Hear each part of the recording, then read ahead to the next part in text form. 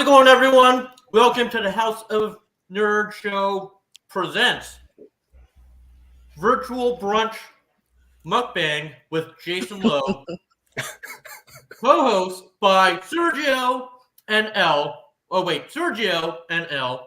Over here. And L's down there. Yep. Love it. For those that don't know me, I'm a Toronto cartoonist. I've done work like Toronto's own offbeat superhero, The Pitiful Human Lizard, as well as worked with Chip Zdarsky on the Eisner Award-winning title Afterlift, which we are doing. We're bringing the band back together, and we're working on another series called The All-Nighter, which is available on Comixology Originals, which will be published by Dark Horse Comics next month, March 16th. And yeah, I'm here to talk comics, eat brunch with you guys, with Sergio and L. I love it. Look at that. Jason. I was about to say now show the food. Show the plate. So here's my brunch, guys. So I got some spicy Jamaican beef patties. I got some salami. I got some hard-boiled eggs that I'm going to crack open later on. And this apple scone from Cobb's Breads. So, yeah. Wow. Welcome to Virtual Brunch. I got to say, I'm a little jelly. My breakfast is looking pretty damn pathetic right about now. I've got some Activia lactose-free yogurt because, Oh, gotta stay regular. Gotta stay regular. Yeah. But man, Jason, your breakfast is looking dope. That's the way to get your day started off. Right. Wow. Love it. And of course, I saw the beef patties. Hey, this is Toronto, homegrown. You know, we love our beef patties in the city. Fresh out of the microwave. Awesome. Where are you getting those beef patties from? Patty King. Okay. Patty King is good. Jason, thank you so much for hanging out with us today on the House of Nerd Show. Man, we're excited to have you hang out with us. For those who are unfamiliar, who don't know, Jason was here last month for our inaugural Nerdies Comic Book Awards show. And Jason, along with Mr. Paris Aline and Mr. Chip Zdarsky, you guys won. It was Digital Comic Book of the Year for the All-Nighter. Man, a great book. We had a fun time with you in Paris. So we said, we got to bring Jason back because, hey, you're doing big things these days. You're keeping yourself busy. Definitely keeping myself busy. I don't know big things, but my favorite things so far. My favorite. Hey. Yeah. Okay. Working on my favorite characters, my favorite IPs. Can't complain. Yep. Well, you've got you're working on X-Men Unlimited right now, right? Available on the Marvel Unlimited app. Yeah.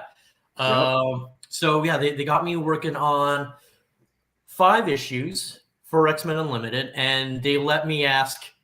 They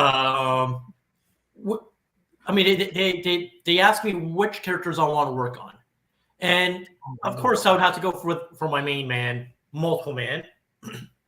Thanks. I think someone complimented on my sweater. Yes, custom made. I'm a huge Jamie Madrox fan, so of course I had to make a 3-part arc written and drawn and colored by me, featuring Madrox and Strong Guy, and they're stranded in the middle of the ocean, and they're going through this weird, bizarre adventure. And pretty much every idea that I threw at the editor, there's been no pushback. It's wild. I got to use some of these just crazy characters. So we're gonna get into that shortly, man. And yeah, you're getting some love on the sweater. That I think. Where's that comment? I want Jason's sweater. Horror Geek Mel. This is so this is custom made. I got this sweater from H&M, and then a friend of mine who runs a printing company, shout out to Gorilla Printing. Okay. They're based in like north of Yorkdale. Okay. Yeah, they printed the decal for me. So this is like gold foil. Okay. I'm digging it. Hey, some multiple man love. And so North of York, what was that? Gorillas. Gorilla Printing.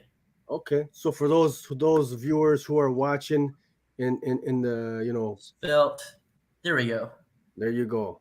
I'm sure we got at least one or two Toronto viewers. I think where was it? The Fresh Princess. She says she likes Randy's patties. Hey, some of the best in the city, man. A lot of shenanigans going on these days with the patties in the city, man. So well, yeah, I have a feeling we're gonna get into a little patty talk a little later on. Oh, I was about to say I want to know the patty drama. What's going on with the patties? We're gonna get into that patty Okay. drama. I know Great. CBC Gem has a documentary about like the story, like the early story of a Jamaican patty place in Kensington Market back in like the 70s, and how there was some drama there, like because the patty wars. wars. They didn't want to allow the beef them to market it as beef patties because the actual content of the beef in the patty, and then like there was some government that was trying to get involved, like the food agencies and craziness, so there was all kinds of like uproar and everything, and no shades today, Inja. I got just enough sleep that I figured, hey, let me go without the shades. But yeah, it's crazy. So the beef patty history in the city is no joke. And throughout this episode, Jason, you're from Toronto. I'm from Toronto, born and raised, baby. So we're gonna get into references here and there about this amazing city that we live in. Were you born in the 6? Born in the T-Dot? I was born in Brampton. Oh, okay, Brampton, man. I was born in Brampton, Okay. but all the good Asian Chinese food, we had to go to Toronto for it, because back at the time in early mid 80s didn't have that many choices in Brampton. So yeah, we had to go to Chinatown. Okay, man. Brampton shenanigans these days. Yeah, interesting news. We actually talked about it last week. Spoke about it last week. Did you hear the Foot Locker fiasco? No. Oh, I mean, there's no. all sorts of shenanigans going on in Toronto, but I don't know about Foot Locker. Crazy. You don't want to know about Foot Locker. I mean, I know there's lineups at times. I would say perhaps maybe just Google Brampton Foot Locker manager and the craziness. Oh man. But so you were born in B-Town. Okay. Yeah, born in B-Town, raised in Mississauga. Okay. Living in Toronto for the last 11 years. I love it. Hey, you're Toronto. Hey, GTA, Toronto. I say you're from B-Town. You're from Markham. You're from Saga. Anywhere. You can claim Toronto. It's all good. Yeah, it's all good. It's all nothing but love here. I just want to give a shout out to everybody in the live chats, man. You guys are going off already. Thank you guys for coming out to hang out with us. And Elle, Elle, how you doing this morning? Good morning, ma'am. Oh, hello. How are you? Oh, not good. But I'm here. Yeah? Why? Yeah. What's going on? Maybe I shouldn't have eaten seafood last night, and so and I have a very sensitive stomach, so I've been going through it. But it's all good. I'm here. Elle, I'm glad you're here. I'm very glad. I'm sorry to hear that you're under the weather, but you gotta lay off the seafood at 3, Yeah. 4 a.m. in the morning. No, it was I'm not gonna that late. hear 'em, ma'am. It was not. It was like 7 o'clock, and then by like 8:30, I said, mistake, Oh mistake. man, okay. It was fresh too. Okay. It wasn't even like old. It was. It just didn't sit right. Man. Was it a buffet? Was it a seafood buffet? Oh no, I cooked it at home. Oh, okay. You gave Fully yourself cooked food it. poisoning. Yeah, I cooked it at home. No. Wow. Oh. See, I don't have a gallbladder, right? So if I eat like cabbage or like real leafy stuff, it's a no-go. And I had like a chopped salad with shrimp. And so I think the combination of like the cabbage and the shrimp was just not it. Oh Wow. man. Well, Yeah. hoping you That feel can go better. wrong. Hoping you feel Should have had patties. Should have had beef patty. I was Yeah, just about to say. should have had a beef patty. You Well, should have. beef in quotations, right? Beef patties. Hey, don't start up the beef patty wars again. We settled that. We've settled that. Oh man. Hey, we got the Fresh Princess saying Toronto Comic Con is coming up, and I'm debating going. Are you gonna be there this year? I'm gonna be there. Yeah, You yeah. are? Okay. I know how you feel, Fresh Princess. Like, Mhm. well, especially with the restrictions being lifted, like we're not going to be looking at vaccine passports. I'm going to see how the numbers go, and like if we're going to go up again with cases, I don't know. Like, don't be surprised. I might like kind of like back out like last minute if it gets really bad. But I mean, we'll see. Maybe it's going to be nothing. Maybe it'll just be like the December show that we no, was it December or November? They Fan Expo had a small convention. Yeah, it was like yeah. They called it like Fan Expo Mini or something Limited like that. edition, yeah. So Limited edition, yeah. yeah, so I'm hoping it'll be just a great experience like that. Fingers crossed. Hey, that's pretty cool. Hard Geek Mel, you guys are covering Toronto Comic Con. Okay, that's pretty cool. I hope it'll be okay yeah. too. Yeah, so I haven't been, because of the pandemic. It's been a while, man. The last one I went to, I think, was like Toronto Comic Con like 3 years ago. Oh wow!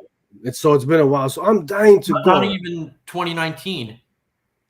No, I think it was, or it might have been 2019. It might have been 2019.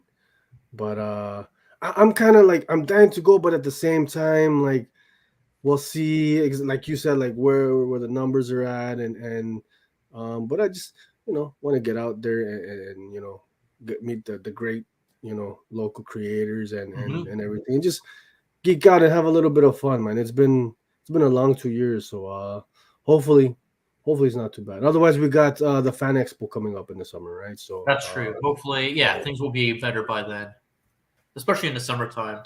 Yeah. So that's awesome. So you guys know how we do here. We like to talk about our favorite comic books, our recent reads, favorite comic books, new releases of the week. So we're gonna, Jason, you're gonna kick it off. We're gonna get into what you've been digging, what you've been reading recently. What are we talking about here? Okay, so some of the stuff that I've been reading might not have come out this week. It's mainly stuff that I've been doing for homework as I'm working on X-Men Unlimited. There's like lots of homework that I need to catch up on because, when he asked me to work on X-Men Unlimited, I was like I've missed out on like the last 5 years of important events. So, I of course had to start off with House of X and Power of X. And I've caught up. I just finished reading digitally X of Swords, which man, like I didn't know how I felt about this, like from the beginning to the middle, but then when the very ending where it all came together in a climatic big battle, I was blown away, and I was like, you know what, this like some of the silly moments that happened in the middle, like they're justified. I love it. This is like one of my favorite events and the X-Men titles. And Pepe Larraz, like you can't go wrong with him. His work is so stunning. Is he the artist on this one? He's one of the artists. Okay. So he's like his art is like scattered in the beginning and middle, but he does the final chapter, like the big fight scene, which just he really captures the right drama and seriousness, but at the same time, like there's that level of fun in his fluid art style, which I love. So there's that, and then after X of Swords, of course, I have to read Hellfire Gala, which came out a while ago, and I thought this was pretty fun. But what I liked about this trade is planet-size X-Men, where the X-Men, like some of the powerful mutants, terraform Mars into a livable habitat for millions of mutants that they've adopted from X of Swords. So yeah, like also Pepe Larraz, he also drew planet-sized X-Men, and yeah, it just looks so glorious whenever he's at work on an X-Men title. Is this his art here? Do you know? Yes. Yep. That is stunning, gorgeous. I saw the screen and I said, "Wow, man, that's incredible." Mm-hmm. That's incredible. Really love that. There's this awesome shot from X of Swords, and it's kind of like that. We're like, he's great when it comes to like big splash pages, and there's like so many characters in it. Like so in X of Swords, when it was like the call for duty of like rallying all these X-Men for the big battle, like there's a similar shot just like that, but it's all X-Men. And you can see in the background, like so many multiple men, like he's sneaking in the background. It's like I like picking up an X-Men title and just finding like the little multiple man cameos, because there's always a bunch of them somewhere. There's got to be, right? I mean, that's this thing. You got to throw in multiple man just somewhere, at least a couple, right? I mean, at least a couple. Because he's all around. Yeah, for sure. So my third pick, this came out this past week. I'm a bit biased about it because I did some work on it. It's Star Wars High Republic Adventures Volume 2. I did a short story in it for the annual issue. And here it is. Okay. And yeah, I did the art. And this is written by Claudia Gray, who's like one of my favorite Star Wars authors. She's written Lost Stars and Princess Leia, which later became manga adaptations. And yeah, it's such a fun script because she made me draw a whole labyrinth planet in this short. So I had to just draw like a whole maze for these characters to escape. So yeah, go to your local comic book store, bookshop, and pick up Star Wars High Republic Adventures Volume 2. Hey, that's pretty cool, man. So was that your first Star Wars work? No, actually, my first one was for. Let me go grab it. I got it right here. Star Wars Adventures Annual 2021. I did the cover right here. Me and Chip Zdarsky, we co-wrote a story. More like I pretty much like came up with the characters, and like he was the one that opened a door because he knows I'm a huge Star Wars fan. So he introduced me to the Star Wars editors behind IDW, and yeah, we pitched some stories, and yeah, I got to create these cool characters in Cloud City featuring Lando Calrissian. And it's colored by Megan Huang, who's doing some amazing things like Rangers of the Divide for Dark Horse Comics. And yeah, so this was like my first Star Wars work that I did. And then after that, I did some variant covers for the High Republic Adventures. And then I got to do some interiors for one of their stories. So I see you got some Star Wars ship. What is that back there? The Shuttle Tidarium. Okay. From Return of the Jedi. All right. I mean, I dig Star Wars, but I'm not like super well versed with the whole universe and stuff.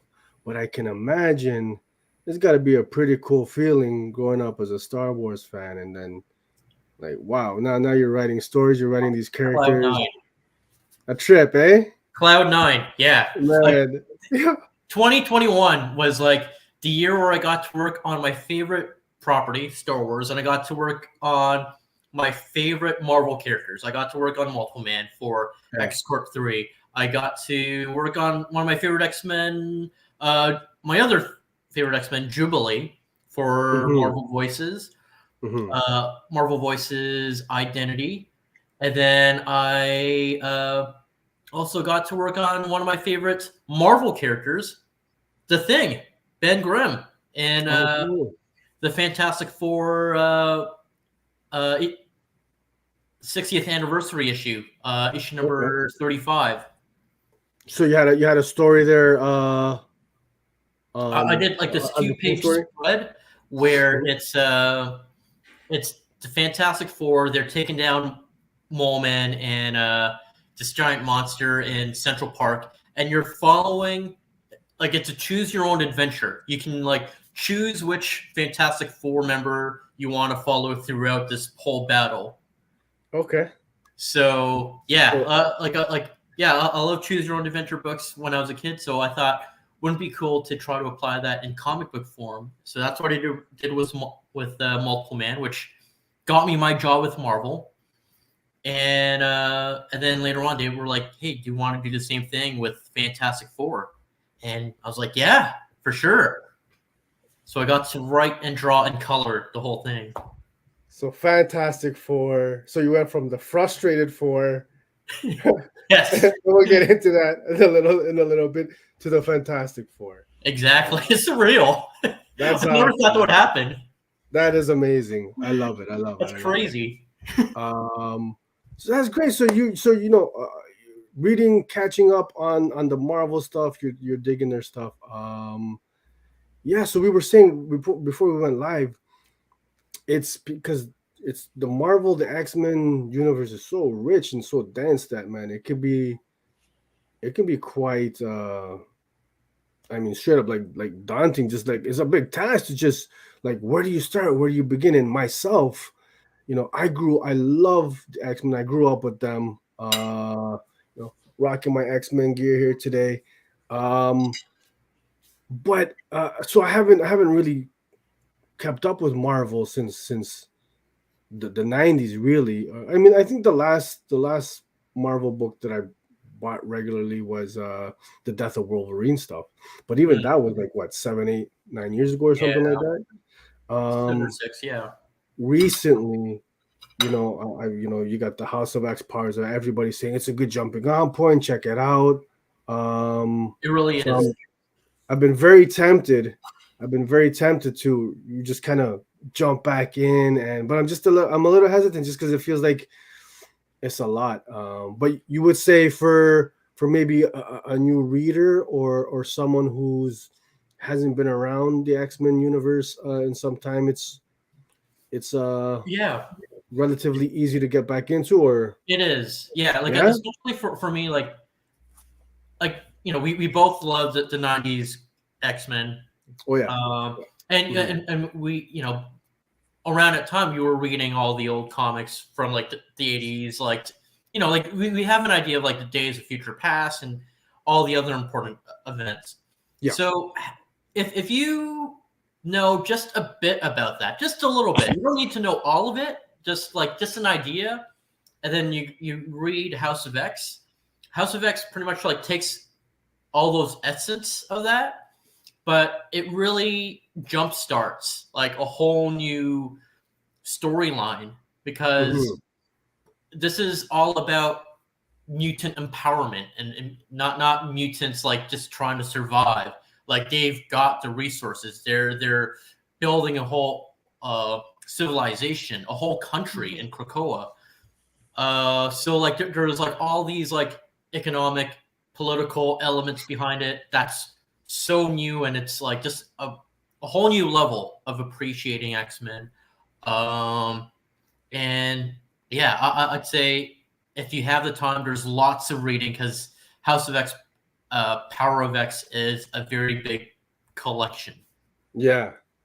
So I think I read and I'm gonna mispronounce it because I do it every time. Marauders or Marauders? Marauders. So I did read Marauders, and I think before that, the last X title I read was House of M. I'm gonna be real; it was a very big gap. And then, I did read like the Trial of Magneto. I was kind of all over the place with, but I honestly never felt like I was missing something because they put a lot of like little details at the beginning of each of individual title that kind of alludes to what's happening, and it catches you up if you don't really know. So I know some people were like they were intimidated by the amount of X titles, but I never found it difficult to be present in the story I was reading. Elwood says, I'm forever calling the Marauders. Marauders? It's Marauders, huh? I say it wrong every time. And in my head, I know I'm going to say it wrong, but I still say it, and it's okay. You kooky Americans and your crazy pronunciations. I did read, I think it was Way of X, maybe number 5, number 3 or 5, whichever one had Jason Mantzoukas in the background and Paul Scheer. Yeah. Jason Mantzoukas in the background. Yeah. Jason is my favorite person. And so when I saw that they were going to be like drawn into it, because Mojo, the Scott Aukerman X-Men Black Mojo I love Scott Aukerman. So when I did read that X-Men technically then, but one of my favorite single issues ever. And so I thought that was very cool that they were drawn into that. That was like the first thing I saw when I was flipping through this. I was like, hey, that's Paul Scheer. And then that's Jason Mantzoukas. I bought like multiple copies just because I was so excited. Oh, here we go. I think I'm at it. No, I'll find it. Oh, here we go. Okay, yeah. So there's Paul Scheer. Let me see if I can. Wait, there's Jason Mantzoukas right there. Yeah. Paul Scheer right there. Yeah, that's kind of cool. That's jokes. Because I have my poll with Sergio, and I'm like, you don't think it's weird that I just randomly was like Way of X number? Like, I don't pull any of the titles, but give me 2 of those. Nice. They're canon now. Yeah. Jason, I'm getting hungry, man. I'm hearing the cutlery clanking. I'm sorry. No, it's good. Man, again, I got my sad ass my yogurt here. It's a very sad state of affairs over here. Man. Okay. Hey, we got Brendan from Sequential Magazine. What's going on, buddy? What's going on, Brandon? Thanks for joining virtual brunch mukbang. Yes, sir. For those who missed, in case if you missed it, this is my brunch. What's left so far? Jamaican patty, salami. Love it. So some good reading. Elle, what did you read this week? What's your reading looking like? I actually did read this week, unlike last week where I did not. Excellent. I know. So my number 3 was House of Slaughter number 5. It's the end of the arc, end of the story. I don't want to. I feel like really anything is kind of spoilery at this point, but I will say that I loved it. They wrapped it up beautifully. I have notes. One sec. And Consult your notes. yeah, I basically just wrote my sweet baby angels, Aaron and Jace. I love them so much. Like it actually does conclude a story. Like there is a resolution, because the next arc is a different creative team. It's actually Sam Johns, who wrote a bunch with James on Batman Punchline. And I was asking, is it a miniseries? It's not AL. no, there's another arc about the Okay. Scarlet Masks that starts in May. Oh, okay. But it's a different story. So I mean, I guess in that sense, Mm. it's kind of like I guess overall it would be like kind of an anthology if each arc is a different self-contained story, but in the same world. I like that though. Yeah. Yeah. So different creative team. Yeah. Yeah. But it was good. It was really good. I was Mhm. surprised how much I liked it, because sometimes spin-offs hit or miss, but this one, honestly, I was looking forward to it more than like Something is Killing. I was like, oh, this is really good.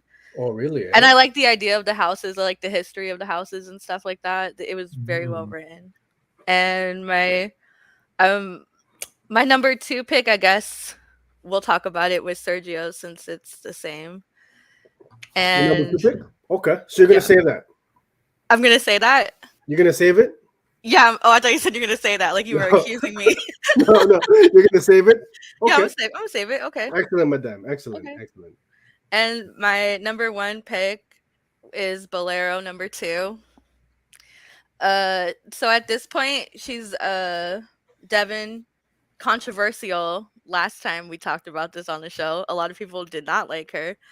And Man, quite the discourse yeah. when we spoke about this book when issue 1 came out.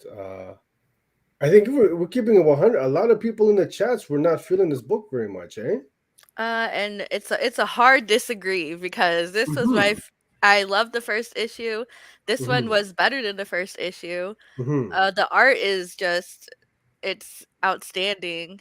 And so at this Mm-hmm. point, Devin's been jumping for some years, and she still hasn't worked out her issues, so she's still putting herself into situations where she expects happiness off top. Like, she doesn't want to have to work for it. She wants to jump into a situation where everything is already what it should be. And this one had a lot of her jumps were like inspired by other stuff. Like, there's a Joan of Arc jump, a Wicker Man one. There's a lot of her putting herself into compromising situations just because she knows she can jump. This was my favorite one because I love Perfect Blue, but this was like a Perfect Blue jump. Nice.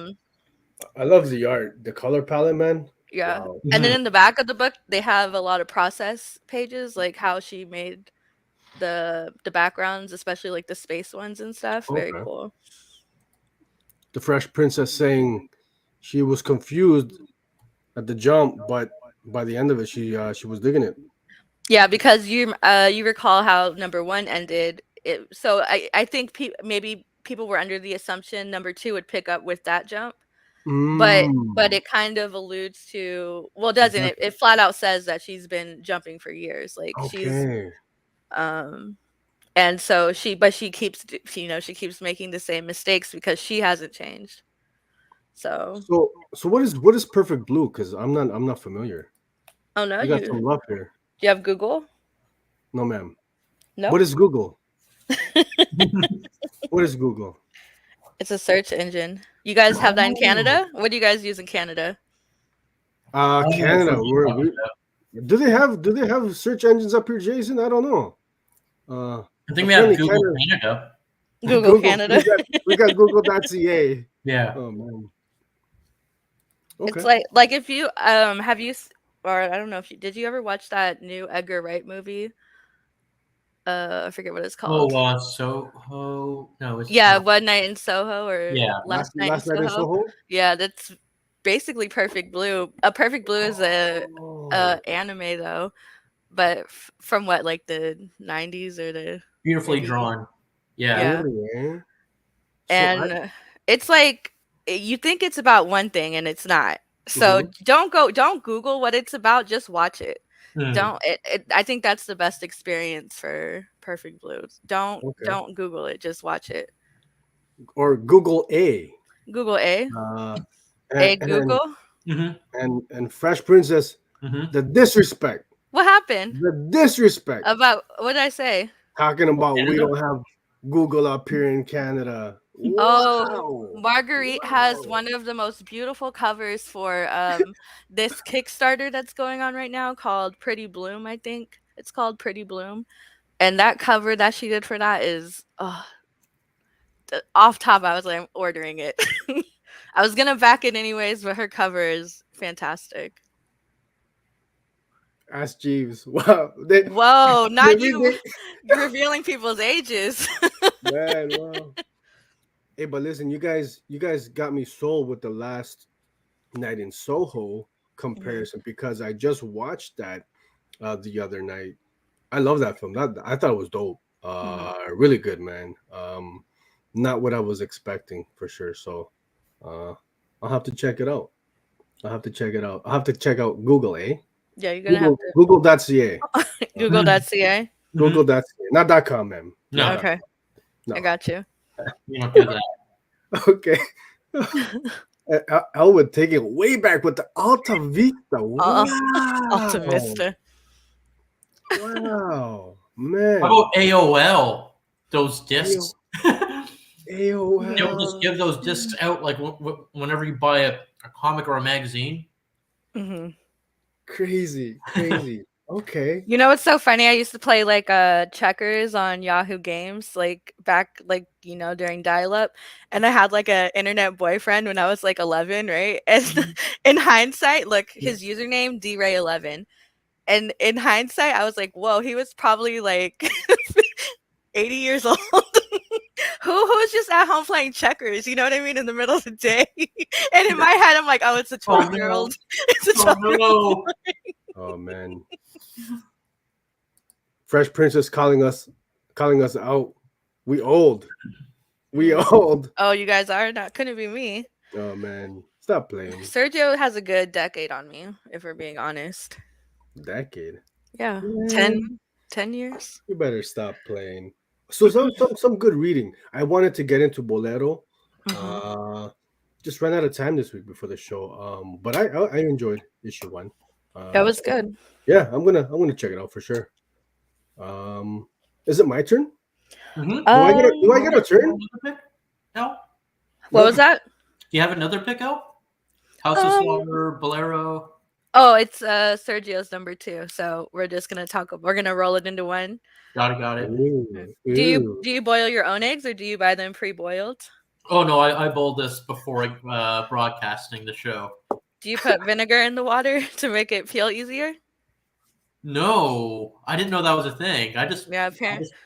Me neither. Yeah, my boys, they went through a phase where they would only eat boiled eggs, and if you put like vinegar in the water when you boil it, it peels easier. Huh? Do you get that vinegar taste inside or no? No. Yeah, because it's the shell that's blocking it, right? And even then, I wasn't eating them, so maybe they tasted them.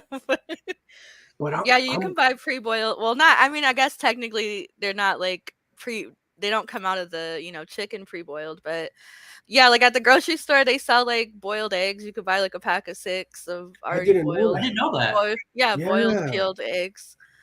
Yeah. I'm glad you asked, Inja, because I didn't want to embarrass myself, but I'm glad I'm not the only one. I didn't know pre-boiled eggs is a thing. Like in the deli area, like where the salads are, you could usually get like a never seen 2 or 6 pack.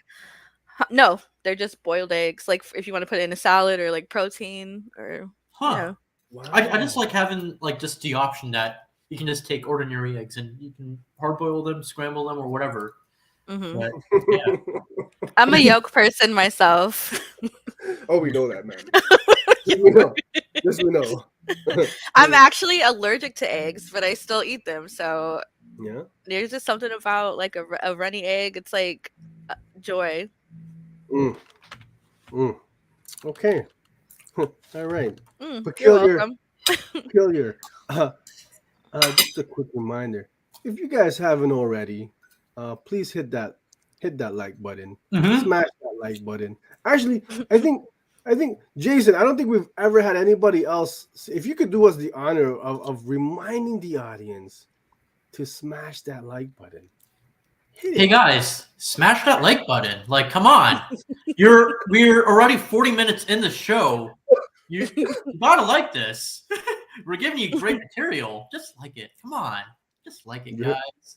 you heard the man, folks. You heard the man. 40 minutes into the show. If you haven't done it already, man, uh, let's continue this weekend review. I'm gonna be quick with my Yeah, pick. please do. Hey, I'm hey, just kidding. Hmm. hey. My number three pick. Philadelphia number 19. You guys know how much I've been enjoying this series. This is the beginning of the fourth arc now. hmm Fourth arc. Uh, Big reveal in this issue. New character introduced. A big player. I guess you could call him like the guy who's been pulling the strings behind the scenes that we didn't know who it was up until now. But I think if you've been reading and you kind of you saw this coming a little bit anyways. So I love it, man. Rodney Barnes, Jason Sean Alexander, and Luis NCT killing this book, man. At the end of volume 3, introduced the werewolves from Elysium Gardens, just opened up the universe. So they're taking it a step further. If you guys aren't already, man, definitely recommend this one. Philadelphia, just amazing stuff. The artwork, look at that page. How great is that? Wow. Dang. Wow. That's an oil painting right there. It's incredible. Love it, man. Jason, Sean, and Lewis, man, when they tag team the artwork, some great stuff. Yeah. 100 definitely. Oh, beautiful. Love it. So that's my number 3 pick. Pick it up, guys. It's been great. My number 2, a little book called Radio Apocalypse written by Mr. Ram V.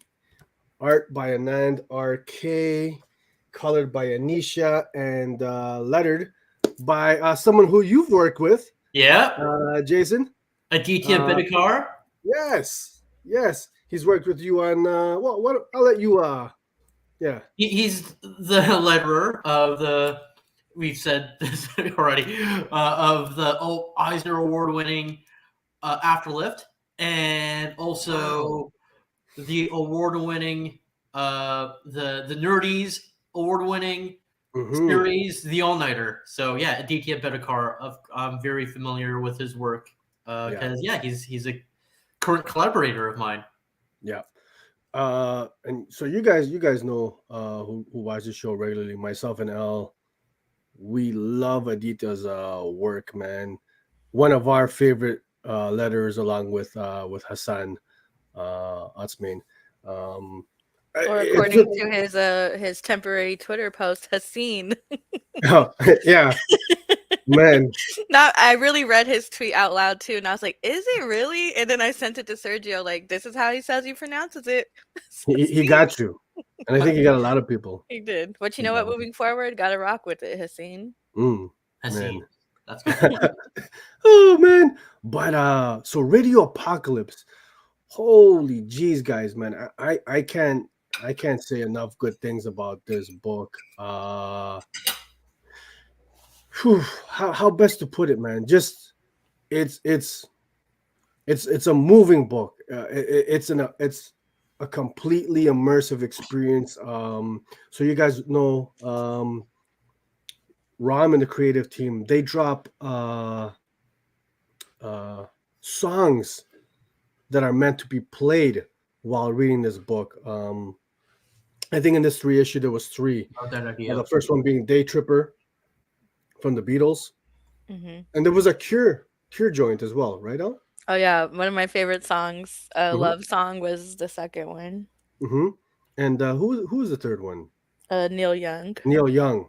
And when you play these songs, when you cue them up, so they'll subtly and not so subtly insert the names of the tunes into the book, and you're playing them as you're reading this, and man, it's one of those books that it just hits you, man. It's, emotional, just powerful stuff.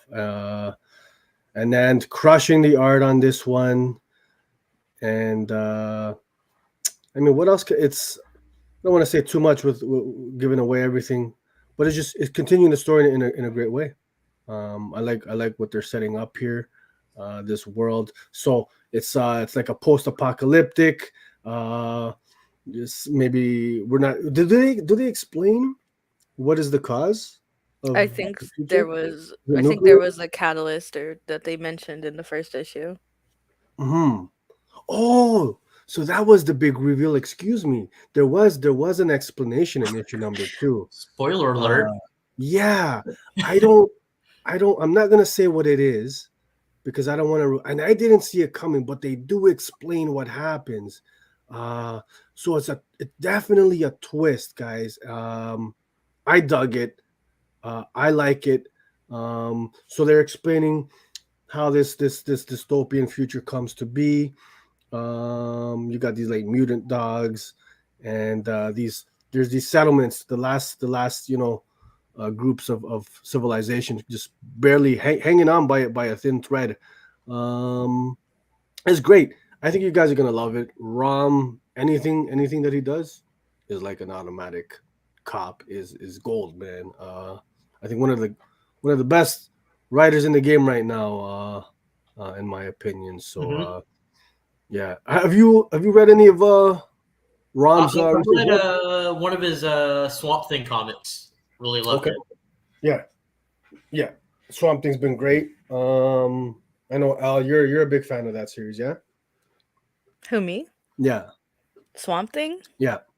Or Oh, no? let me tell you, I have the trade, but I Oh, haven't gotten oh. into it yet. Mm. Oh, I did like, but he didn't write it. Green Hell was phenomenal. The first issue of the Lemire one Mm. that dropped in late December. Is it Lemire or Lemire? It's Lemire. That's what he Yeah. said on Twitter It in is the Lemire, recent right? thread. Yeah. Oh, okay, okay. Apologies, I'm not trying to correct you on there like that. Don't Oh no, don't. I mean Yeah, I'm used to okay, it. okay. You still mispronounce my name, so I do, I I do. know. Aldanya, Quit saying Aldanya. it. Just No, stop. It's out. Just huh? say out. Oh man. Okay. Al. So that was my number two read of the week. Uh, my number one, Jason, you might be familiar with this one here. Oh, You come might be familiar on. with this one here. A little book called "The Pitiful Human Lizard." Uh, man, Uh, man, Jason, real talk, man, real talk. I read this trade, the first volume of "The Pitiful Human Lizard," and I had the biggest smile on my face, grinning ear to ear. I promise you, man, is the truth. Uh, got an absolute kick out of this one, guys. I cannot recommend this enough. I'm just upset that I didn't familiarize myself with this book before.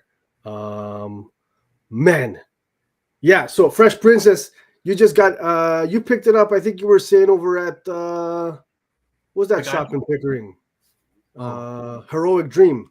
So okay. those single issues are hard to find. Yes. So the fact that you were able to grab one, I'm gonna look for the single issues myself. I gotta have the floppies in my collection now. So the Pitiful Human Lizard by Mr. Jason Low. Lowe. Yes, uh, you're the writer on this book. You are the artist, the colorist. You do it all. This is Hmm. your baby. It is. It This is. is your baby. I had Um, like some help from. I had like some coloring assistants, like Megan Carter, oh, okay. who's doing amazing work on her own webcomic called God Slave, and Hmm. also Rachel Ritchie, who also was one of my color assistants, and Allison O'Toole. who has been my editor since day one, and Wow. to see our journeys, like Allison O'Toole, like me and her, we started out as X-Men cosplayers at conventions, and then we became comic collaborators, where she became my editor for Pitiful Human Lizard, and now she's the editor for. I mean, she was the editor for Afterlift, and now the editor for the All-Nighter.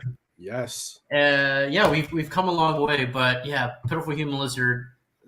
My early work from 2013, 2014, that was the series where I took a chance on myself after some highs and a lot of lows and working in comics. And I was like, you know what? I'm just going to do one more series that's going to make me happy.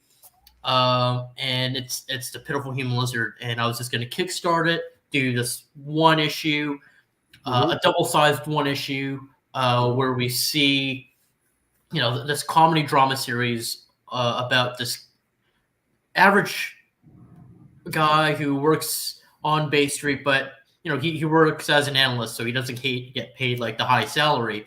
He does his best with that salary to be the superhero that Toronto needs, just doing all the good things that he can. But he's human, so he can only do so much, and hopefully his efforts inspire others to do good things around the city as well for other people, just to take care of one another. And that's what the Human Lizard is all about. So thankfully, after the success of issue number one, the sales I made from that issue went on to issues number 2, 3, 4, and 5, and then it found a publisher, and then I was able to publish about 22 issues in 5 years, writing and drawing, and final colors, lettering as well. I did my own lettering. You did the letters as well, eh? Wow. Yeah. Okay. Everything. It's incredible. So definitely, it's your baby. So this is the first volume. How many volumes are there? There's 4 volumes, as well as the final issue called Some Heart Left, which if you find me at a convention these days, you can pick up the last issue. I used to have an online store, but things have been busy on my end of making comics that I had to shut it down. So if you find me at a convention, you can pick up that comic right there. That's the last issue. Yeah. That's pretty much that even works as a standalone, because it's like it takes place maybe like a couple years after like the last issue from the Chapter House days, and we follow what's been going on with the Human Lizard since things have changed in Toronto, because Toronto has been changing rapidly every year, and I think 2019 when that issue came out, we lost Honest Ed's, and Honest Ed's is now been resurrected into this condo building that, like, everything's turning into condos around Toronto. Like, every beloved thing that we loved in the city is now a condo. And that was like one of the underlying themes in the comic series, especially Volume 1, where we see a villain that's all about gentrifying Toronto. Yeah. So very much a book, a story set in the city of Toronto.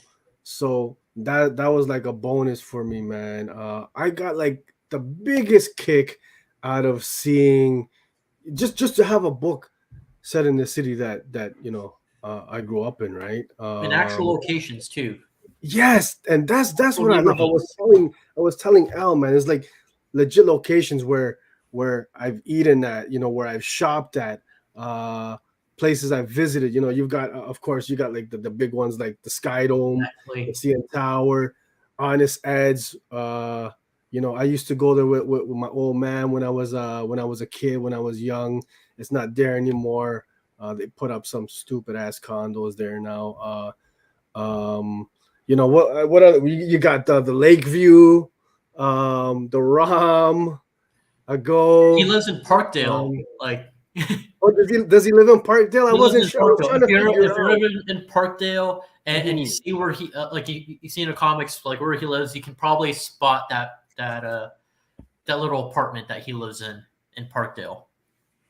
But I'm not going to say the exact address, but if you're in Parkville, okay. you see the ad. Okay. It's funny. There have been some fans that actually like use the comic as a guide, and they would like walk around the city and pick out places that they can recognize from the comic. And some of them actually found like the place that I picked for for Lucas's apartment, and they found it, and they actually like walked in and No like way. would find themselves like, oh wait, there's actually like an office on the ground floor, and they're like, who the hell are you? It's like, oh, I'm a Human Lizard fan. Like they're like, get out of here. But that's what one of the, I love it because these places that you're depicting in the Pitiful Human Lizard, they look like to a T like Bloor Station, with the green, like the weathered St. green George. walls. Yeah, St. Excuse George. me, St. George. You had like Young and Dundas Square with the billboards and even the Jack Astors there, and like all these locations, it looks the city. It feels like the streets, man. To the buildings, the houses, all of that, man. It's a trip. It was a trip to read. Thanks, man. And we had a comment here from Fresh Princess. It's we don't recognize. We don't say Rogers. No, absolutely correct. It's the dome. It's the Sky Dome forever. If anybody calls it the Rogers Center, we know they're not from the city or they're new to the city. Forever the Dome, man. I think I hope they made a bring little that remark back. like that in the comic for sure. Did you? Yeah. Okay. Yeah. And then the Scotia Bank, which happens to be one of my favorite theaters in the city. I love it because they got a dope IMAX screen over there. I watch all the big releases over there. It hasn't closed down yet. It's still around for a bit, right? It's still around, but the plans is to put of course a condo up there. It's crazy, man. I know. All these maybe landmarks like later this year. I don't know, but I mean, yeah, watch a film there as much as you can before it's gone. Yeah, so it's sad. Like some of the things that I've captured in, especially like the early titles, the early issues of Human Lizard. Some of the spots are no longer there, like the Jack Astors on John and Richmond. Like there was a big fight scene in issue number 1. It's abandoned now. Like you don't see the sign, you just see the exterior black building of Jack Astor. Or even like the club district that you referred to in, I think in issue 1. There's no club district like how there was like 10 years ago. No. It's all scattered now and everything, right? Yeah. Issue number 2, there's the dating place. It was Snakes and Loggers, which was right across from Snakes and Lattes. They expanded it now, but before Snakes and Lattes was a big place in that area on College. It was just a small boutique place, and I thought like that was like an intimate setting for a date issue with Lucas and Barb in that series. Yep. And that's great. I mean, this book, a lot of heart, a lot of humor, and it's down to earth. It really, I feel that it is anyways. I really feel it's a down to earth story. Despite it being a superhero book. Exactly. So you got Lucas Barrett. You mentioned. Data analyst by day, aspiring superhero by night. So he gets his superpowers. He goes to like a pharmaceutical company because he just needs the extra money. So he just volunteers to be like a guinea pig for like drug tests. Yep. And then, but this pharmaceutical company, they're playing around with like this like alien resources, which they don't tell the humans. And like one of these pills, experimental pills, gives him regeneration powers, which is only enough for the human lizard to be like he's able to regenerate himself, but he's like the Rocky Balboa of superheroes. So he'll take all the hits and beatings, and he'll still get up to try to win the day. Yeah, it's great. You know what? You got a kooky cast of characters. I got the Tick vibes from this. I don't know maybe if that was an influence for this book or not, but you got characters by the name of the Majestic Rat, who's king of Toronto's underground mutant beetle Vikings, and even guys, the Raptors dance pack girls. I thought like, I said, this guy's just going all out. I love it though, man. It all works. Again, just a story with humor and heart. Regardless of whether you're from Toronto or Canada or the city or not, this is just a great book that I recommend to everybody. Again, I had the biggest smile on my face, and after the show, because I don't know if you remember, I actually got this. I picked it up from you. I bought it at Gotham Central's little event that they had. Yes, in the summer. I was there with my kid, with my youngest, and you signed it for me for yours. Discover. And Discover, I did. I wish I discovered this earlier. So I'm gonna hit you up for that second, third, and fourth volume, man, because I need that. I'm almost out. Yeah. So I'm gonna put that order in right away, man. Great stuff, guys, man. This is a book. If you guys can get a copy. So you said you have a few copies left. If anybody wants, you got a site or anything that they can hit you up with, I'd say just find me at a convention, because like these days, like I it's hard for me to find time to go to a post office. But like comic stores will have them. Like not only in Toronto, like you can go to the Silver Snail, the Beguiling, TCAF shops, Sidekick Comics. They'll have the Pitiful Human Lizard, but like even like if you're in New York City, like Midtown Comics, like they will have them as well.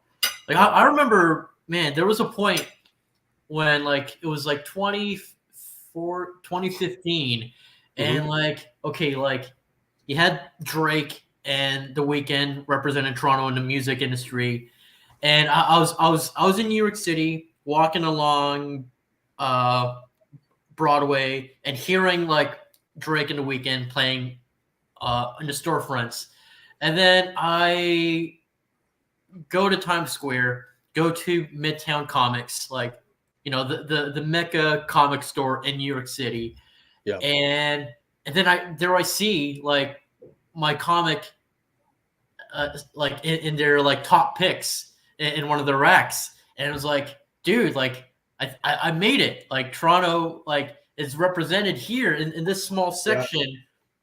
Big time. Comics. Big time. It was the best feeling. That must have been the summer of 16 when all you heard on the radio was Drake and The Weeknd and all those guys. And the city is just as a whole is like come up big time in the last like 5, 6, 7 years, really on the map, like internationally. So I love it, man. It's Toronto pride, man.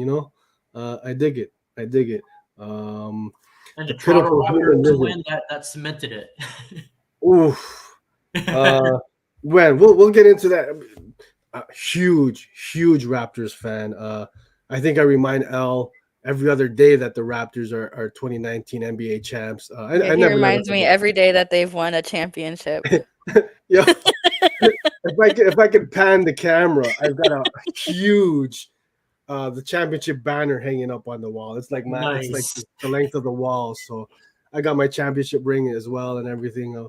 I was down at the square for every finals game. It was an experience, man. I love it, man. So that was my number one read of the week, guys. The Pitiful Human Lizard.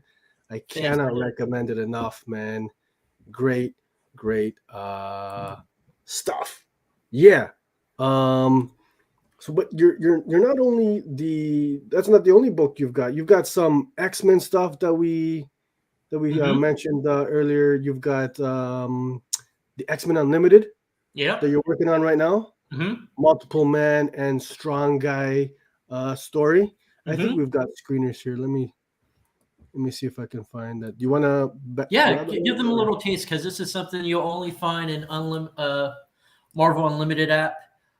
There you go. So the editor, Lauren Emeraux, who I worked with on the Multiple Man story for X Corp, she reached out to me and proposed I write and draw 5 issues of X-Men, and asked me, which X-Men do you want to work on? And I think she already knew that Multiple Man was like an obvious choice, and bringing in Strong Guy and have them do some catching up, because a lot of things have gone on in their lives in the past several years, especially with Strong Guy. He was dead at one point. He was the king of hell. And Multiple Man, he's died a number of times in the last 5 years. So, in the new age of the Krakoa era, it's like, hey, let's see where their lives are at now. Let's have them catch up with one another. And but it's not really a catching up, because the thing is, Jamie Madrox Prime, the one that Guido wanted to hang out with, he double booked himself, because it's a family day for him with Layla and his little boy Davey. So he sends in one of his dupes to hang out with Guido, which he finds out right at the start, and which sets Guido off, because he's like, damn it, like after all these years, why am I hanging out with a copy? And that's so you already have like a very angry Guido, his name, not to slur, with Jamie Madrox, and their adventure starts from there, and it's a 3-part adventure. I got 2 others right after that. I'm just gonna say, like the mutants that I got to that I picked, like there was no pushback. Actually, there's only one.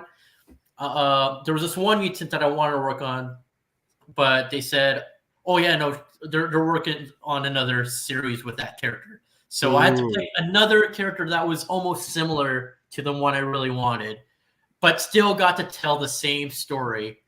Okay. Actually, the funny thing was that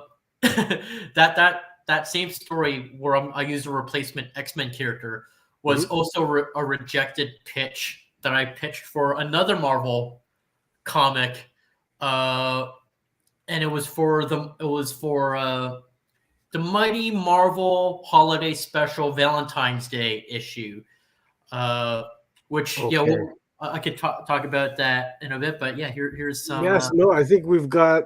Oh, that's my bad. If you want to stop, There we go. So I got to do a Mighty Marvel Holiday Special, writing Ghost Rider. I got to pick any character I wanted. Like obviously you could go for, if you look at the Marvel couples, there's Luke Cage and Jessica Jones. There's Quicksilver and Crystal, or Reed Richards and Invisible Woman. I was like, I want to do something that's not too obvious, and that's something that hasn't been established yet, that I can probably, start something new. And I think Robbie Rhea's Ghost Rider is like one of my favorite new characters in the Marvel universe in the last decade. So I got to tell a story where Robbie Reyes and his little brother, Gabe, who's paraplegic, Gabe has a girlfriend. Why not make Gabe, who it was like more of like the supporting cast member in the Ghost Rider stories, who was the character that felt like a burden to Robbie, to Robbie would always have to balance taking care of his brother Gabe. I wanted to feature Gabe as the guy that is in love, and he's having a fun time with his new girlfriend Charlene. Yeah. And yeah, it's a blast. Ghost Rider is their chauffeur and their Mhm. financial financier in the whole date. Yep. And Charlene and Gabe come up with this master plan for their Valentine's Day. It's the multi Valentine's Day date. No, the Multi-event. ultimate What was it? The multi multi-event. Valentine's Day date. That you have to say it out loud. No, you don't no acronyms to that because Yeah. it's part of that feels wrong. Oh, man. And yeah, so it's just following their three different dates while Ghost Rider is being a supportive brother, but also kicking ass at the same time. Yep. Because of course there's a reason why Ghost Rider can't find love, and it's because he's too busy fighting bad guys. I love it. It was an easy story to get into. Yeah, and Robbie Reyes, he's my Ghost Rider. Being Latino, gotta represent. I love it. And plus he's got the badass ride, the '69 Dodge Charger. So Yes. take that over a bike any day. Great story, cute little love story. With the focus being on Gabe, his little brother, and his young love interest. I thought it was, just a fun story, man. So for those folks who want to check it out, it's available on the Marvel Unlimited app, correct? Correct. Yeah. Mhm. This was like my first time like writing a script and someone else drawing it. Because usually whenever I write a script, it always follows with me drawing my own story. But yeah, it was the first time so I had to make sure I had to be like very descriptive of what I wanted. And the great thing about being an artist is like I know what I want visually. And there was like panels where I have like two things happening in a series of panels because we're following Gabe and Charlene, and we're also following Ghost Rider all in like the same panel. Yep. And Elba Glees, who is the artist, she's from Mexico.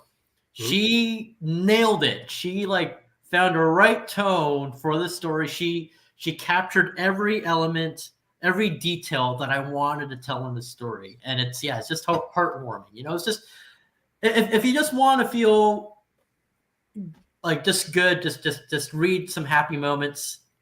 This is for you.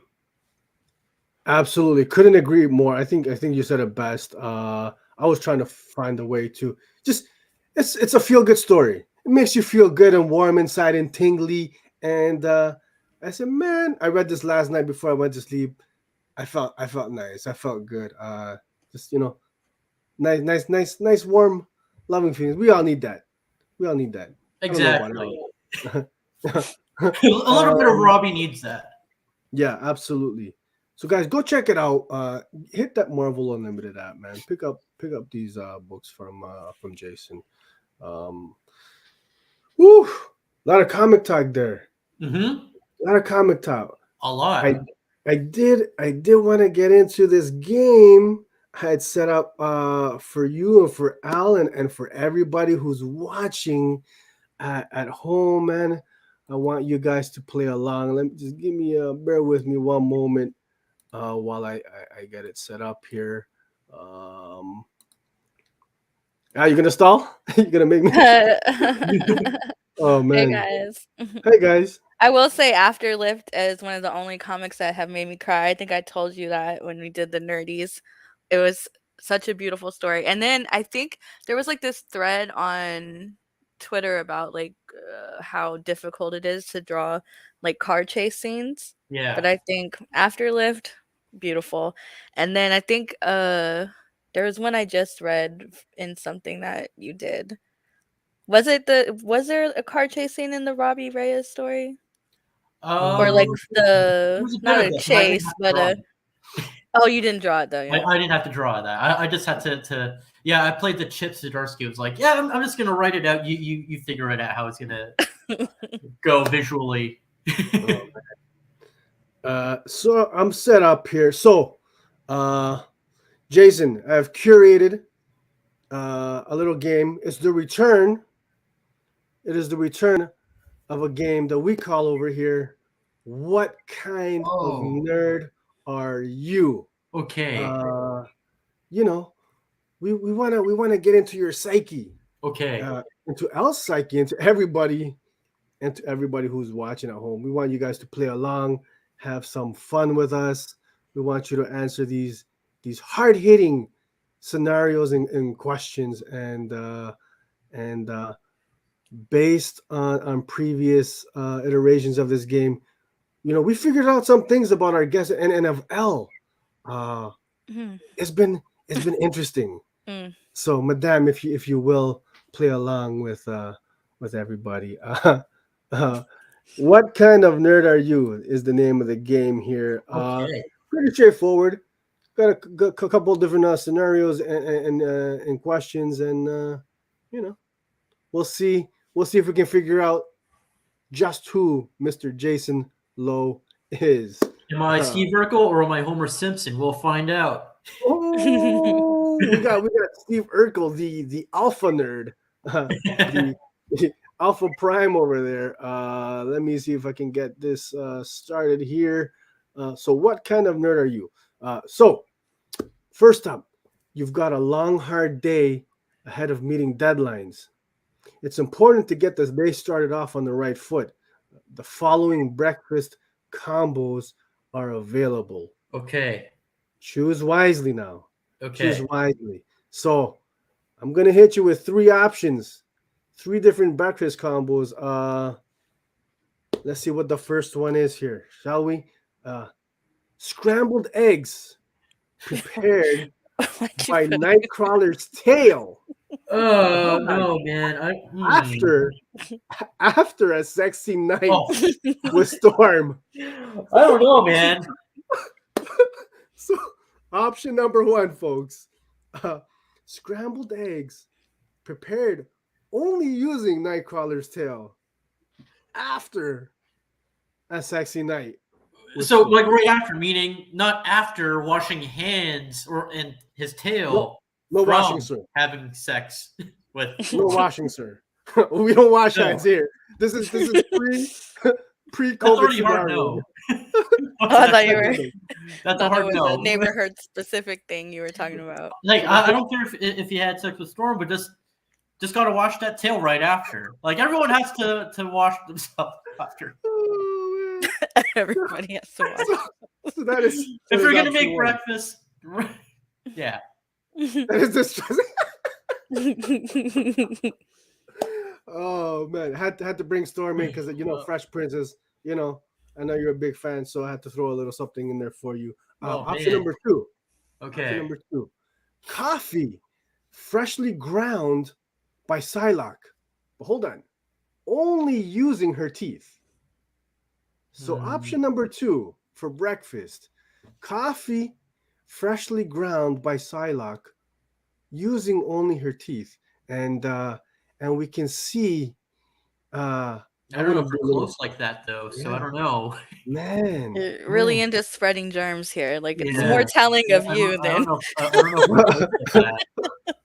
What I love is you can see instantaneously the feeling of regret in Jason's eyes. He said, "What did I get myself into here?" Option. I mean, I guess I might just only have to worry about like one person's bacteria, whereas the first one was 2. So final option. Yeah, so we'll see what the third one is. PB&J sandwiches spread by Wolverine's claws after a long, hard night of battling Sentinels and the Blob. Okay, so I mean, Sentinels definitely will give battery acid to those claws, as well as Blob. He will probably bleed from adamantium. So you have battery acid and blood on his claws. Yeah. It doesn't say he washed those claws, so this is true. I mean, I guess I have to go with the second one because, like, I don't know, because I only have to worry about one person's germs, which is his Psylocke. I'm with it. I understand that. If I'm being totally honest, I'm going with option number 2 as well. I'm gonna have to rock with the eggs. Nobody said that he used his tail in the night's activities, so Oh, it that's could gotta have. be Okay. cheating. That's. I think that has to be. But I You also know, love eggs, like I said earlier, so I'm gonna have to still go with the eggs.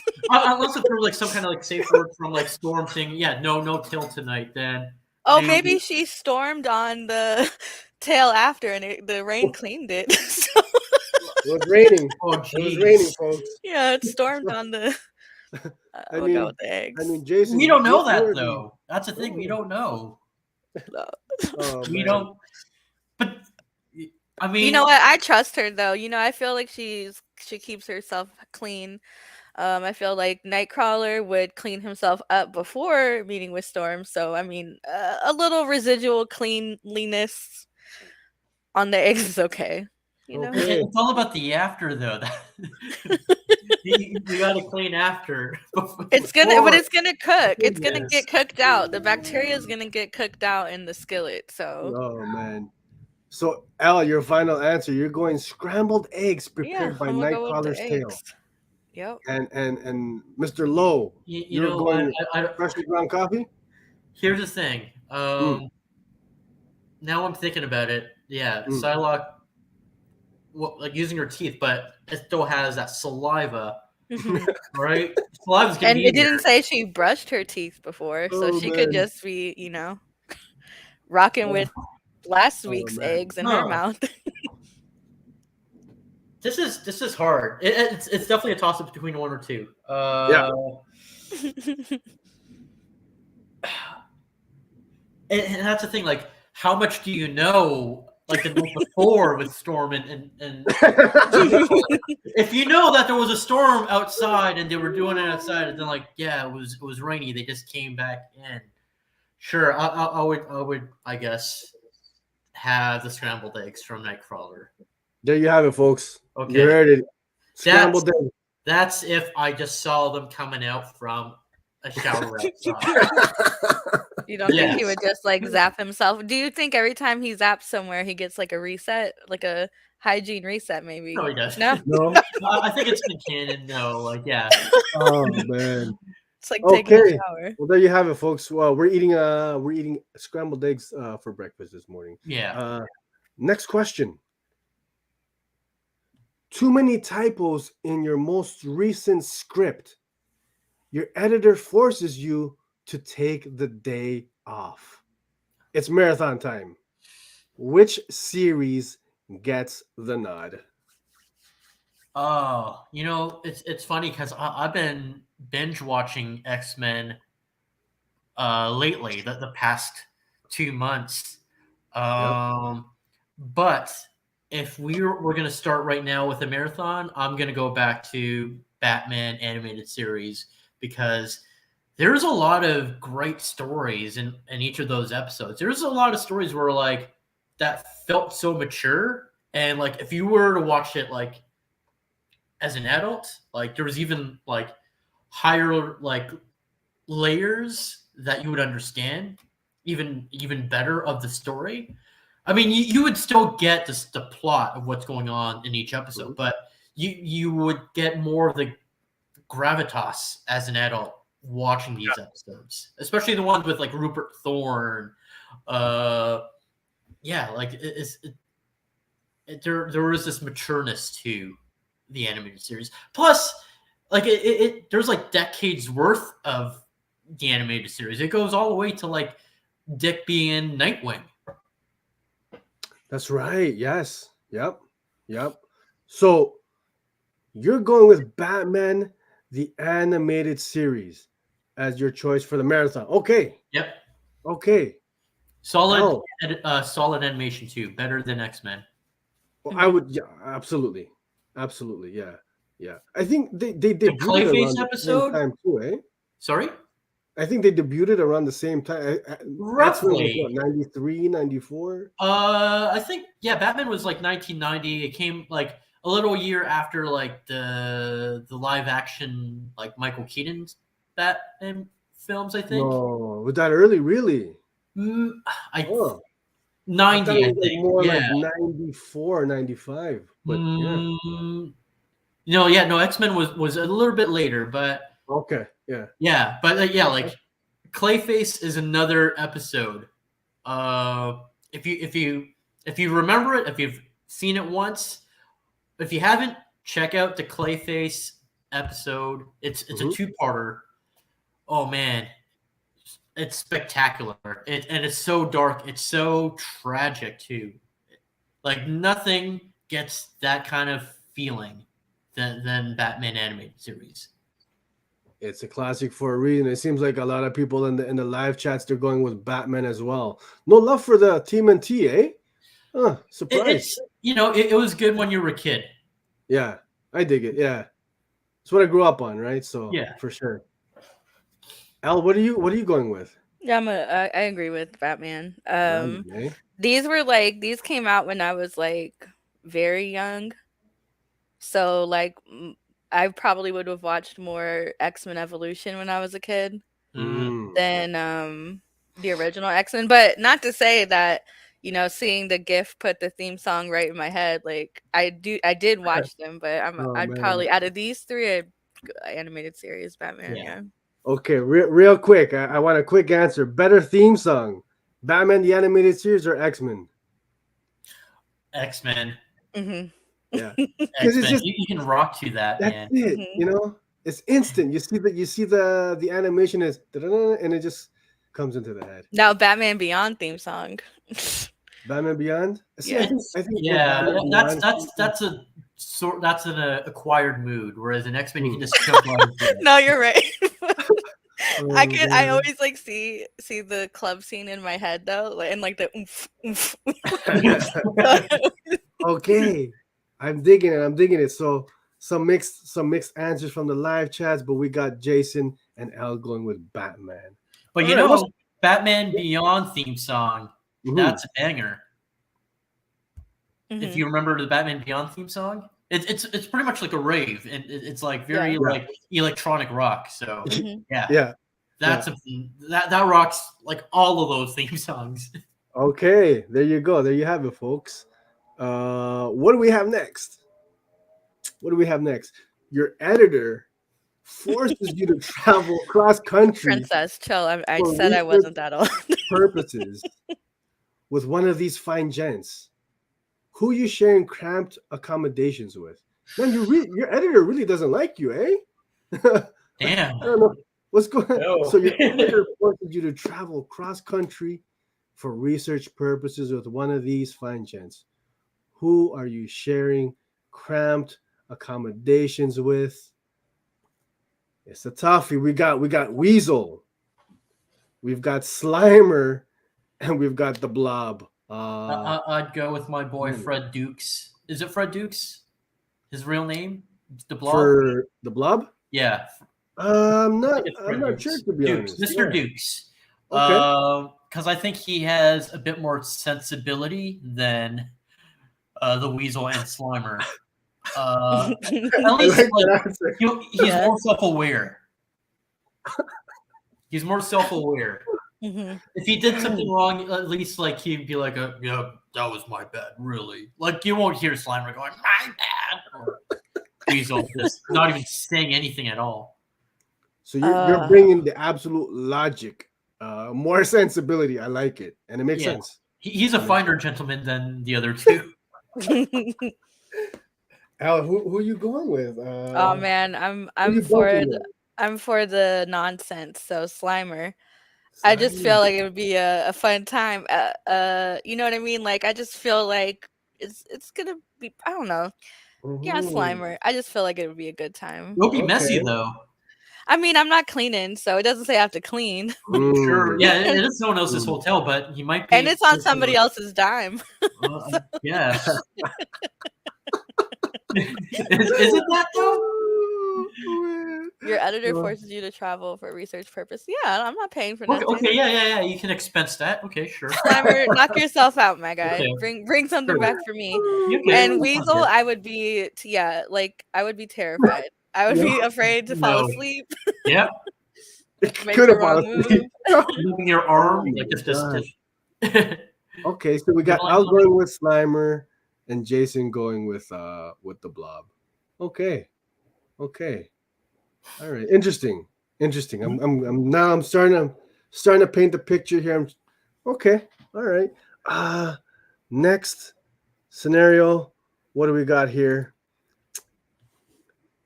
After a long week of meeting deadlines, you want to unwind with your significant other. Whose tunes are you bumping to help set the mood? Who do we got here? We got Drizzy, the Drake, put the 6 on the map. We got who's that in the middle? Corey Hart. Corey Hart. Corey Hart. Why'd you say me? Like I. It's a classic, man. I wear my. Oh yeah, okay. Now that I read it, but I wouldn't have been. Come on now. or option number 3, The Weeknd. So I feel like this isn't putting here, folks. We gotta set the mood. Who are we going with? This isn't even a real question. It's The Weeknd. Yeah, my partner's been playing The Weeknd a lot. Even since last year. Even though we know, like, you know, he might be a horrible person as a person, but like his music is so great. So yeah, it will definitely be The Weeknd. Yeah. What are you guys thinking of his new joint, Radio FM? I haven't checked that one out yet. We've just been playing like his other one. Yeah. His new stuff is cool, but I'm a trilogy girl myself. I love the original mixtapes and stuff. Oh yeah. Yeah. For sure. What's the audience going with? Samurai going with Drake, I see. Okay. Drake is just a little bit too on the nose for me. Too light skinned for me. Couldn't do it. I gotta say, I'm gonna agree with you guys. I'm going The Weeknd for sure. Very sensual. No question. Yeah. I think that's the way to go. So The Weeknd gets the nod there. What else do we got here? What's cooking? Elwood, I don't blame you. Going with Silence, just his gentle sobs in the dark. Oh wow! Oh man, that took a turn. Elwood, give me a call later on, buddy. We need to have a conversation. Are you okay? Are you okay, my man? I'm here for you. I'm here for you. Just be there, hold him in the silence. You know. Sometimes you just gotta be there for your people. Yeah, I've had that mood too. Yeah. So the next scenario, a shortage of comics and beef patties in the city has caused Toronto Mandem to turn into demon-possessed savages. Which squad are you rolling with to deal with these waste men? Oh shoot! First up, we got the Monster Squad. In the middle, we got the Trailer Park Boys, Ricky, Julian, and Bubbles. And option number 3, the Goonies. The Goonies. This one's a tough one, I feel like. This one's a little tough. I don't know. I mean, as toxic as the Trailer Park Boys might be, I know we would probably survive. Like you're trying to kill off a bunch of kids. You just put 2 groups of kids. Yeah, I've never seen the Monster Squad, to be honest. But all I know is like you kick them in the nards. That's all I know. Yeah. So I mean, they're brave enough to do that, but and the Goonies, like they've just been very lucky in their adventures. But yeah, the Trailer Park Boys, I think they got the resources for some weapons. I mean, I've seen. I don't know how much this is related into the Trailer Park Boys, but what was it? The Hobo with the Shotgun? Because it's I think it's almost by like the same crew that's behind Trailer Park Boys. If we can say that they're part of the same realm, the same universe, okay, then yeah, obviously Trailer Park Boys, because yeah, they're badasses, and Okay. Okay. I think I've seen some comments. They're probably the only ones with guns. We know for a fact Julian's packing, Ricky's packing. They can drive. He can drive. We know that. We know that. So are you going final answer? Yeah. Trailer Park Boys. Okay. Okay. Curious. Very interesting. Very interesting. Al, who you riding with? You know how I feel about apocalyptic scenarios. I'm gonna be at home. I'm not gonna rock with nobody. I'm just gonna Oh. wait to die. I didn't know that was an option. That is not an option, ma'am. That's not an option. Madam, ugh. that's not an option. That would be my option, but I'm hanging over the fingers. I'm not running. I'm not scavenging for food. I'm cool. Just let me waste away. Okay. I guess I would say the Trailer Park Boys only because like Interesting. the other two are like kids. Like I don't want to see them, go out over a beef patty. Okay. So the Trailer Park Boys, there's probably a numerous supply of those. You know what I mean? Okay. Okay. So fair enough. Fair enough. Kind of disappointed to be honest. I'm gonna have to rock with the Goonies because, as my man Aaron Hall knows, Goonies never say die. Goonies never say die. but then you're gonna have to take care of them. They're kids. They're probably orphaned in the Don't need to take process. care. They can take care of themselves, man. No, What they're if, like, we just want a dad. what if it's the Goonies, but now? So like Josh Brolin, he experienced the life of Thanos. Yes. Data, he's much more smarter and has more survival gadgets. Okay. We got Sam Wise, who took the ring to Mordor. If it's that stipulation, I'm going with Goonies 30 years after. What I want to know, what the hell's Chunk been up to? What's Chunk been up to these past 30 You know years? what? Like I know he's not like, he's definitely like lost weight. Like he's if you look at him now, you would not have thought that he was Chunk. Like, Okay. I have seen some recent pics of him. It's like, oh yeah, like just like every child actor, like Jerry O'Connell was like the fat kid and Right. Look at him now. Okay. So yeah, Goonies 2020, if that was an option. Otherwise, Trailer Park Boys. Fair enough. Okay. And I think we've got one more here. One more here. And I think this is probably the most important, the most critical, especially for those from the city. What is it?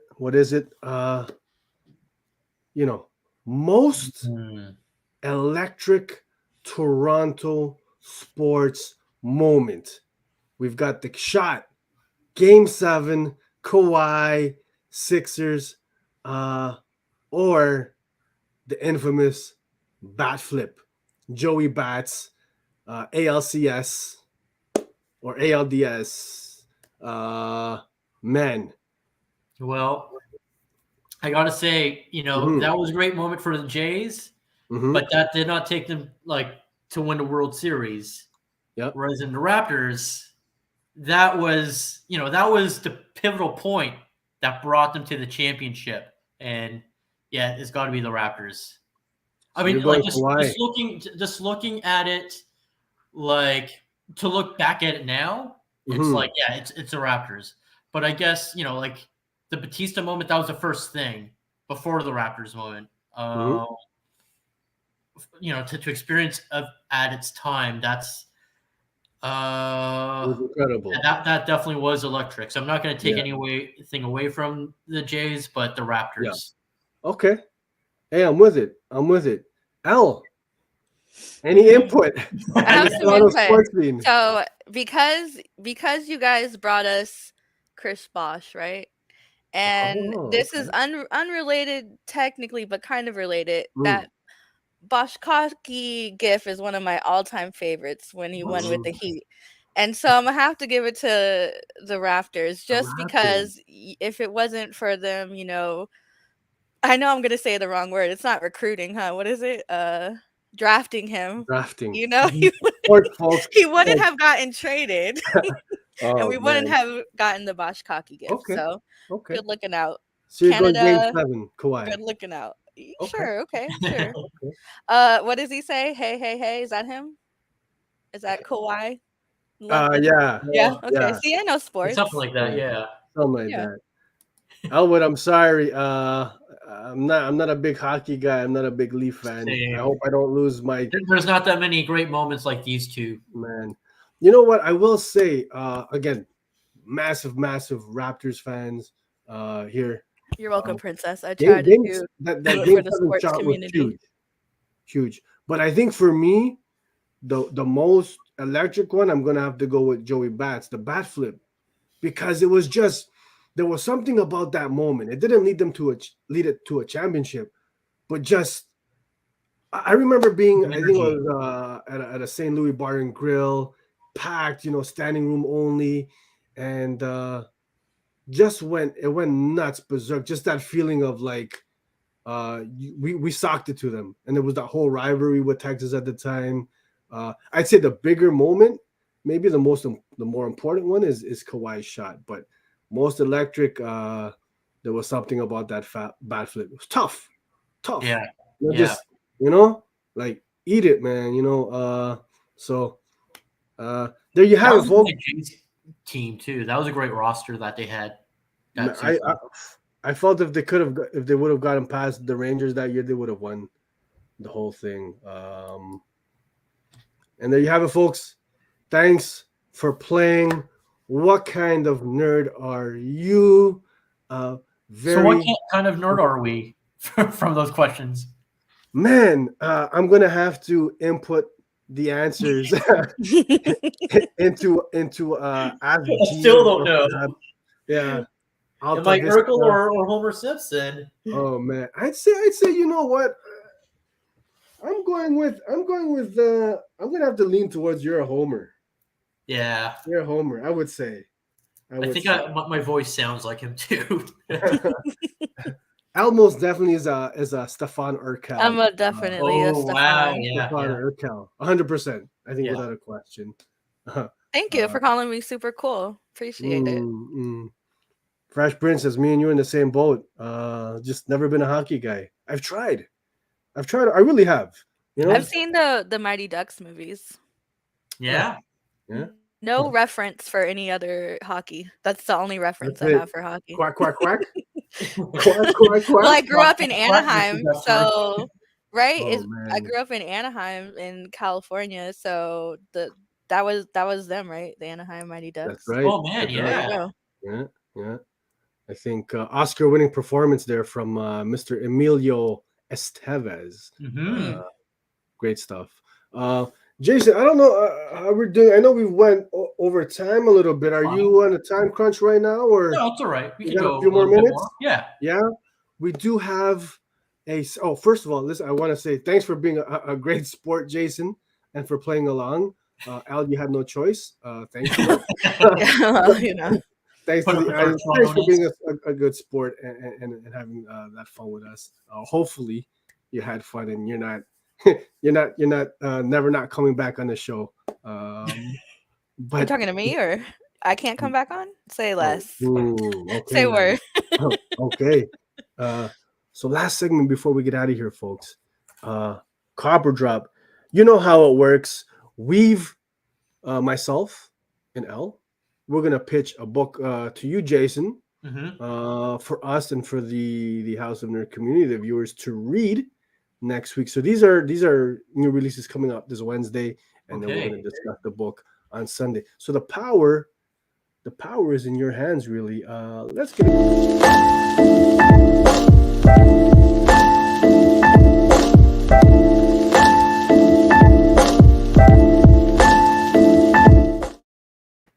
Man, that was kind of you startled me there. My headphones. I pushed them off my head. I wasn't. We need to mess around with the audio settings there a little bit. Copper Drop, folks. We're pitching a book to you, Jason. Who's going first? Up to you. You want to go first? I can go first. Okay. I can go first. Let me know when you're queued up and ready. Sure, go ahead. Okay. So, Jason, Mm-hmm. my pitch, the book I'd like for us to read is Rogue Sun #1. Is dropping this Wednesday, written by Ryan Parrott. He's worked on books such as Mighty Morphin, Power Rangers. He's got that great book from Aftershock Dead Day. So Rogue Sun, here's the pitch, here's the synopsis. Yesterday, New Orleans' greatest hero, Rogue Sun, was murdered. Today, rebellious teenager Dylan Siegel discovers that Rogue Sun was his estranged father, Marcus, and that he's inherited his father's mantle. Tasked with protecting our world from the forces of the supernatural and solving his father's murder, Dylan will be forced to come to terms with the man he spent the majority of his life hating. And it goes on to say it's written from acclaimed writer Ryan Parrott. It's a supernatural murder mystery that explores the complicated bond between father and son and cements itself squarely in a corner of the Image Comics' superhero universe. Yeah, I believe it's parallel to Radiant Black, but not you could read it without reading Radiant Black. So it's set in that universe being Yeah. created. Okay. And I gotta say, what's selling me here is a supernatural murder mystery, and then you've got a complicated father-son dynamic. I love me a good father-son complicated relationship being told. I think that's relatable for a lot of people. That's my pick. I'd like to read Rogue Sun. I have a feeling the folks at home tend to have fantastic taste, or I feel like they want to read Rogue Sun as well. But Was that your pitch? Are you done? I am done, madam. Okay. That is my pitch. So, as it is the last Sunday of Black History Month, Oh, Miles Morales. What if Miles Morales became Captain America #1? And I think each issue is a different character, correct? Sergio, say true, cosign. And basically, instead of getting bit by a spider, he was giving the super soldier serum. And that's the whole pitch. What if he took the serum instead of getting got bit by a spider? Okay, interesting.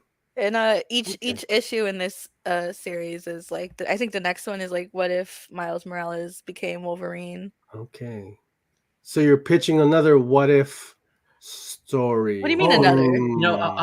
I noticed there's almost like that Rob Liefeld Captain America drawing homage. It looks like with the shield and like covering his arm, but he does it better. This is a much more proper artist. The super chest. There's less muscles on muscles here. Yeah. Can we go back to that? Do we have that image? Oh, which one? The Liefeld Captain. Oh, where is that? No, not that one. Oh, I don't know.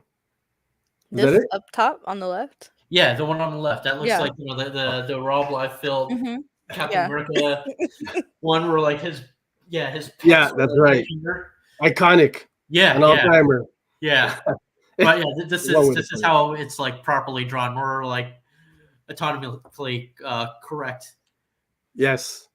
Look at that. What's the audience saying? No. I just feel like this what if is an easier one to get in and out of in terms of availability too. Not everybody is familiar with the Radiant Black universe. Sergio, are you? I am not, man. Throw you under the bus. I feel like you pitched this knowing Jason is involved with the Marvel universe. Jason writes for Marvel? I don't know how fair this is. But hey, I want to play dirty? That's cool. So here's the thing. Okay, yeah. So Rogue Sun. So that's a spinoff from Radiant Black, right? Mm-hmm. Do we have to know much about Radiant Black to read Rogue Sun? Because like I've never read Radiant Black, to be honest. So apparently it's parallel, but to be perfectly honest, if you've read the recent run of Darkhawk, you've read Radiant Black. And Higgins writes both. Fair enough. So fair enough. But it is basically like you don't really need to know much, but it does take place in that world. So there are going to be references to the characters. I And think stuff. it's not so much a spin-off as it is just set in the same universe that Image is building. Okay. But it wouldn't exist without Radiant Black, right? Well, ma'am. Gotcha there, ma'am. huh? So yeah, this is hard because Radiant. I mean, so Rogue Sun, like it has a very interesting premise, but it's something where like if you jump on the first issue, then you have to invest on the coming issues. Mm-hmm. And for me, like I'm too busy to read comics. I'm just busy making them. I mean, I think I'd be Now, more Jason, check out sorry, Rogue sorry to Sun. cut you off here, but I just before you give your answer, Okay. you know the old saying, Toronto man, them ride together, we die together. Don't want to sway your answer. But also the thing about what if, I was never a big fan of the what ifs. Like like I didn't really jump into the What If Disney Plus series. Like I just casually watched it in the background because they're not really in canon. Like there's so much for Marvel to absorb that like I don't need to worry about things that don't really count. But I mean, the Miles Morales becoming Captain America, that's a fun idea. The art looks great. I don't know how the art interiors look for Rogue Sun, but I love the art for Miles Morales. If I had the time to read comics, I would go for Rogue Sun. But if, What If seems like a one and done thing, I would just go for What If. A palate cleanser, if you will. Yeah. And a little aperitif. Start your day off. Okay.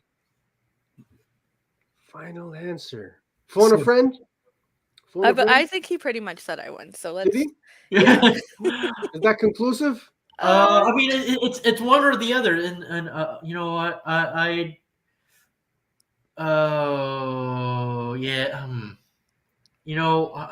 probably go for Rogue Sun because we probably it's an indie idea. It's something original. I'd say let's support that. Let's support the indie creators. Marvel they're doing fine. Marvel, yeah, they're not going anywhere.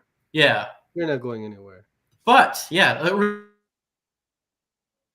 read Rogue Sun, and then if you have time, pick up the Miles Morales. Miles Morales became Captain America. Fair, very fair. I gotta say, I'm surprised, but I think you went with the right choice there, Jason. I would agree because I was definitely gonna read Rogue Sun anyways. Oh man, there wasn't a lot of number ones dropping next week that I was interested in. So great week for books, but number one's a little on the thin side there. There you have it, folks. The House of Nerd Show Cop for next week. We're going with Rogue Sun #1 from Ryan Parrott. It looks interesting. I haven't read Radiant Black, but as far as I can see, you don't need to be familiar with that series, even though it's he did Dead Day, right? He wrote Dead Day, yeah. So the supernatural murder element should be executed well. Well, he crushed it in That Day, so I like that. Yeah, so we're excited. I'm excited. Thanks, Jason. Much appreciated. Toronto Ride or Die. Hope that didn't influence you too much. I know Al's she's gonna have words with me after the show is done. Oh no, I'm just gonna remind him of all the things he said about Brampton. Oh man! Don't watch last week's episode. You don't want. Hey, I'm self-aware about Brampton. I know. Oh man!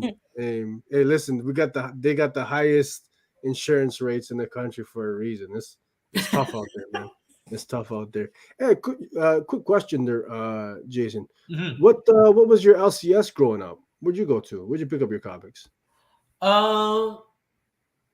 Yeah. So when I was in Mississauga, I would go to this place called EK Trading Comics in Dixie Park.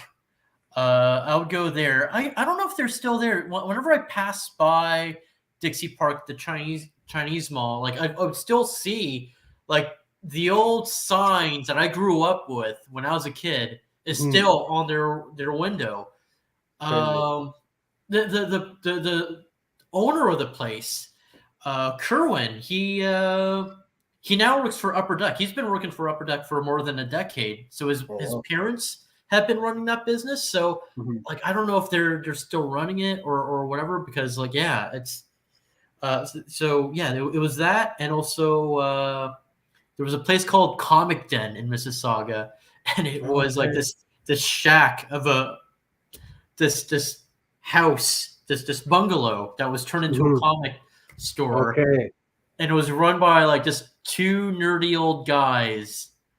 My friends would always talk about it, and they would bring me there. But you know what? I'm gonna have to give a shout out to Silver Snail, because I did go there even when I was a kid. Even when I was in high school, me and my friend on a school trip to the ROM, we like snuck out of the ROM and like took the subway down to Silver Snail. I bought like a ton of stuff in my backpack, like some Futurama action figures.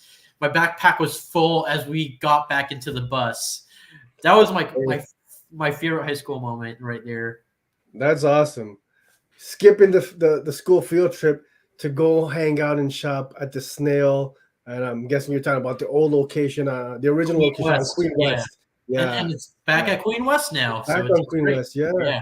Right in front of Trinity Bellwoods over there. Yeah. I love, so the Snail was my spot, and the Red Nails in Sheridan Mall. Okay. Familiar. Yeah. Still there, man. We're lucky in Toronto in the city. We got some fantastic shops now. We got Gotham Central out in you got everything.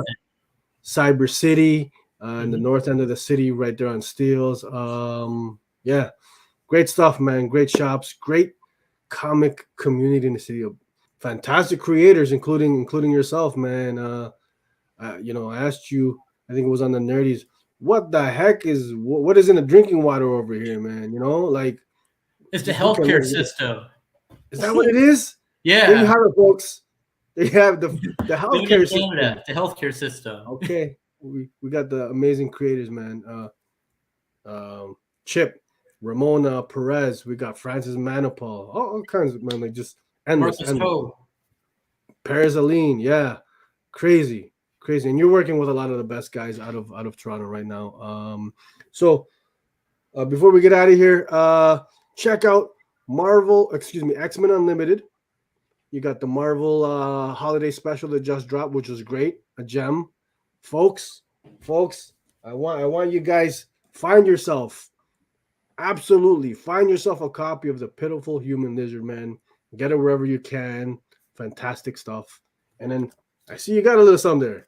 March 16th, the All-Nighter, by the team of Chip Zdarsky, myself, Paris Aline, Aditya Bedikar, who we mentioned earlier, and Ellison O'Toole, published by Dark Horse Comics, Comixology Originals.